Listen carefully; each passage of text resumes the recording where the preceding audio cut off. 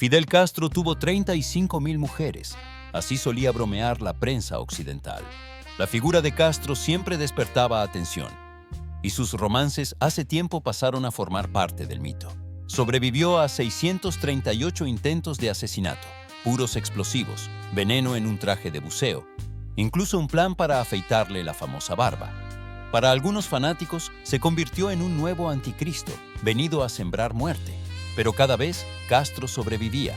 Vivía bajo asedio y al mismo tiempo dentro del culto a su propia leyenda.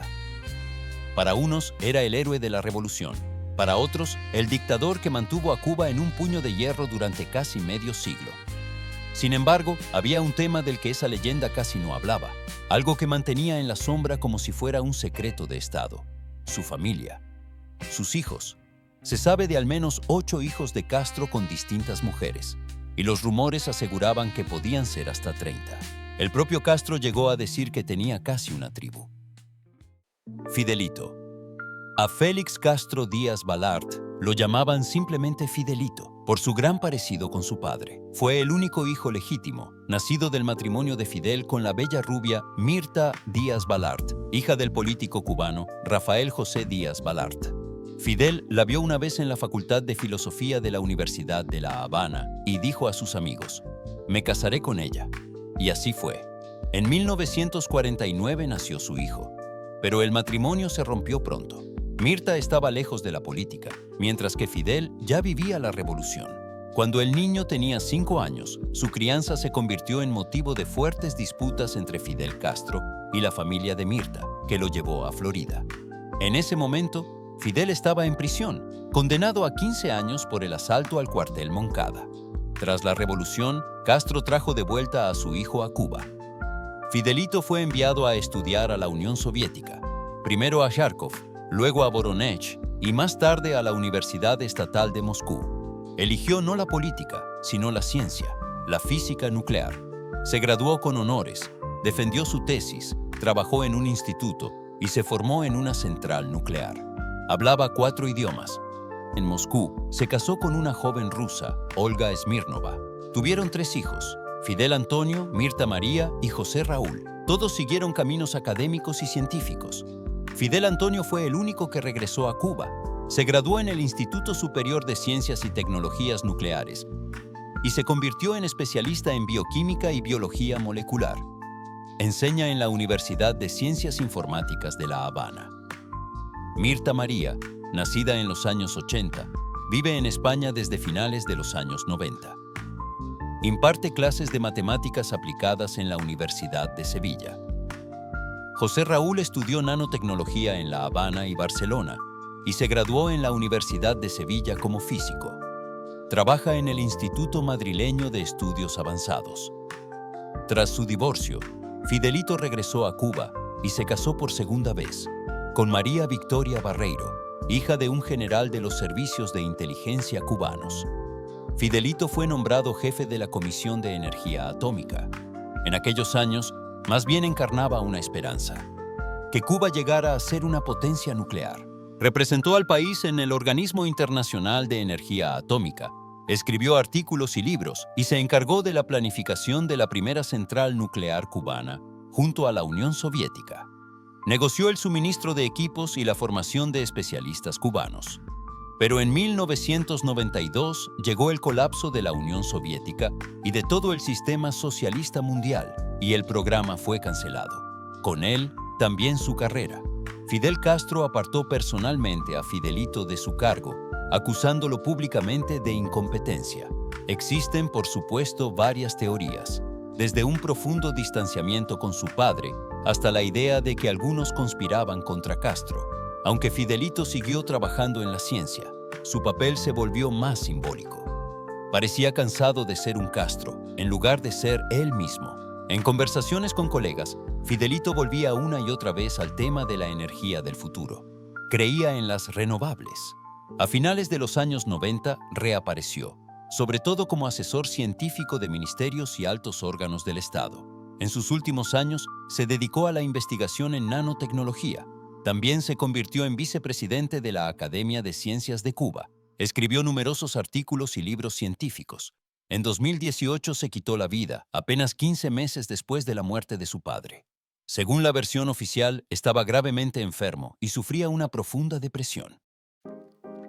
Alina Fernández nació en 1956.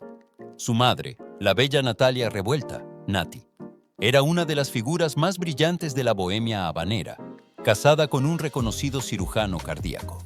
Pero un día entró en su casa un hombre alto, el mismo barbudo de la televisión, y la vida de Alina y de todo el país cambió. Nati quedó cautivada por Fidel.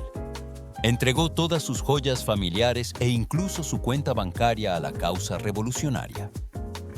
Fidel llegaba de noche, siempre con uniforme, oliendo a tabaco y a cuero de botas. En la memoria de Alina quedó un regalo extraño de su padre, una muñeca con uniforme y barba pegada. Ella se la arrancó, como en protesta contra un mito ajeno. Hasta los 10 años, la niña no supo que aquel hombre era su padre. Más tarde, Alina se negaría a llevar el apellido Castro, incluso cuando él se lo propuso. Nunca lo llamé padre. No tenía su número de teléfono. Si venía, era tarde en la noche. A los 16 quiso casarse con un hombre del doble de su edad. Fidel se enfureció, pero al final lo dejó pasar. Incluso asistió a la boda, llevando comida y alcohol. Al año siguiente, el matrimonio terminó. Su segundo esposo fue un oficial de fuerzas especiales. A Fidel le complació, pero poco duró. Otro divorcio. La última vez que ella pensó en casarse, él preguntó con indiferencia: ¿puedo saber el nombre de la próxima víctima? Se casó con Francisco Salgado, un bailarín del Ballet Nacional, y tuvo una hija con él.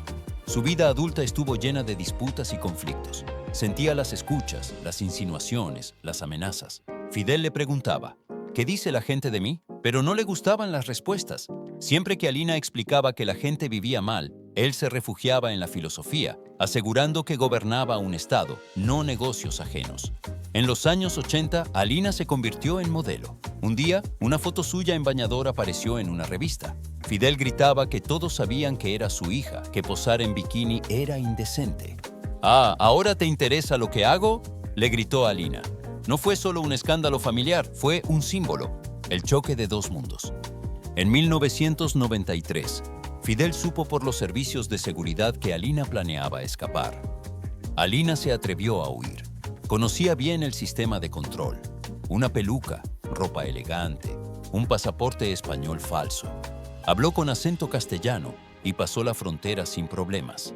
Al día siguiente, Fidel mandó arrestar a todo el personal del aeropuerto. Pero Alina ya estaba en España, denunciando al régimen castrista en conferencias de prensa, y después en Miami, donde se estableció. Allí escribió La hija de Castro. Fue un escándalo. En Estados Unidos, las editoriales competían por sus memorias. En Cuba, intentaban impedir la publicación, amenazando a los editores. Finalmente, el libro salió, provocando polémica. Incluso su tía Juanita presentó una demanda. Durante años, Alina condujo el programa Simplemente Alina en una emisora de Miami. En 2024, Alina fue consultora de la película La hija de Castro, aprobando personalmente a los actores principales. Siempre subrayó: era una exiliada que eligió su propio camino. Y su historia era una historia de protesta, no de revolución, sino personal. Los 5 hijos de Fidel con Dalia Soto del Valle. Fidel conoció a Dalia Soto del Valle en 1961. Era una joven maestra en un mitin. Después de solo 3 citas, Fidel le propuso mudarse a La Habana, donde la instaló discretamente en las afueras. Su relación se mantuvo en secreto, de los enemigos, del pueblo, incluso de Celia Sánchez. Celia Sánchez fue una revolucionaria, compañera de Fidel en la guerra de guerrillas. Se dice que compartieron un vínculo tanto ideológico como amoroso, aunque no tuvieron hijos. Dalia le dio a Fidel 5 hijos, 5 varones cuyos nombres empezaban con la letra A: Alexis, Alex, Alejandro, Antonio y Angelito. Esa letra no fue casualidad. Era un recuerdo del seudónimo guerrillero de Fidel, Alejandro, en honor a Alejandro Magno, a quien admiraba profundamente. Pero los 5A no crecieron como los demás niños de Cuba. Su mundo estaba cerrado. Fidel les proporcionó raciones y seguridad personal. Su infancia transcurrió en una jaula dorada. Todos asistieron a una escuela primaria, creada especialmente por su madre cerca de la casa familiar. El relato más detallado aparece en el libro La vida doble de Fidel Castro, escrito por su ex guardaespaldas Juan Reinaldo Sánchez, quien desertó a Estados Unidos.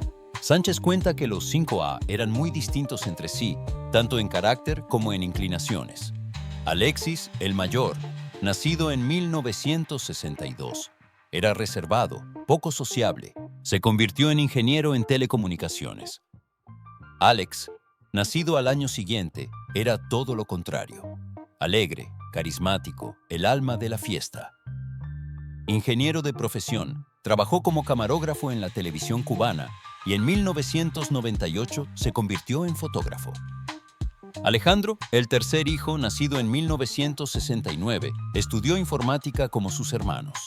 A Alejandro le encantaba la alta sociedad habanera, las mujeres y los artistas. Antonio, el cuarto A, nació en 1971. Fue el único en alcanzar verdadero éxito y reconocimiento, convirtiéndose en cirujano ortopédico. Deportista nato, jugaba béisbol, practicaba buceo y golf. Llegó a ser jefe del servicio de cirugía ortopédica del Hospital Frank País en La Habana, médico de la Selección Nacional de Béisbol, presidente de la Federación Cubana. Y finalmente Ángel, el menor, nacido en 1974.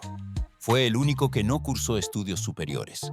Exigía, según Sánchez, que lo recogieran únicamente en un Mercedes. Más tarde obtuvo un alto cargo en la representación de esa misma empresa en Cuba. Ninguno de ellos sirvió en el ejército ni cumplió deber internacional en el extranjero. Vivieron siempre ocultos entre lujos y secretos, lejos del pueblo al que su padre predicaba austeridad y sacrificio en nombre de la revolución. Fidel Castro pudo controlar un país, pero no su propia vida personal. Su biografía está llena de vacíos. Y detrás de esos vacíos estaban sus hijos no reconocidos. Con Fidel ya muerto, nadie sabrá jamás cuántos fueron en realidad. Su guardaespaldas, Juan Reinaldo Sánchez, afirmó que incluso antes de casarse con Mirta, Fidel tuvo un breve romance de 3 días con María Laborde. Ella dio a luz a un hijo, Jorge Ángel. Fidel lo sabía, pero eligió el silencio. Nunca fue reconocido públicamente. Vive en una casa modesta en La Habana con su esposa. Francisca Pupo, apodada Pajita, nació en 1953 de un corto romance de Fidel con una joven de Santa Clara. Aunque Fidel Castro quiso darle su apellido, su madre prefirió que llevara el apellido de su padrastro. Nunca mantuvo contacto directo con su padre y recibía una pensión mensual de su guardaespaldas personal. Desde 1999 vive en Miami con su hija. El mundo recuerda al comandante como el símbolo de la revolución, pero sus hijos, los que reconoció y los que olvidó, nos recuerdan que detrás de cada mito y cada leyenda están las vidas de personas comunes. Y quizás aquí reside la máxima ironía. El líder que quiso moldear una nación nunca pudo moldear los frágiles lazos dentro de su propia familia. Si te encantó esta historia, no olvides suscribirte y darle like. Gracias por vernos. Hasta pronto.